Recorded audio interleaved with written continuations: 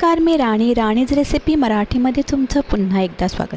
चला तर शेतावर मस्त की ताजा ताजा दूध आला होता. मग काय ठरवलं, दुधी भोपळा आणि चणा डाळ मिक्स भाजी करूया. त्यासाठी चणा डाळ भिजून घेतलेली, दुधी छान साल काढून घेतलेला आणि छान इथं बघा काळा वाटण करून घेतले. कांदा भाजून छान वाटण करून घेतलं आहे.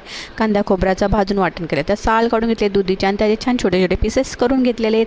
तेलामध्ये लसूण टाकायचं आहे आणि छानपैकी तेल गरम होऊन द्यायचं आणि मग लसूण टाकून त्याच्यामध्ये काळं वाटण आणि मस्त की चणा डाळ टाकून हळद मीठ हिंग मसाला टाकायचा आहे आणि आपण घेतलेले बारीक पीसेस टाकून घ्यायचे आहेत आणि मग चणा डाळ टाकून छानपैकी परतून घ्यायचे, म्हणजे आपला मसाला जळणार नाही. आणि छान इकडून तिकडून हलवून घ्यायचं आहे आणि मस्तपैकी थोडंसं पाणी टाकायचं आहे आणि मस्त दणदणून उकळी करून वाफेवर शिजून द्यायचं आहे दुधी भोपळ्याची भाजी.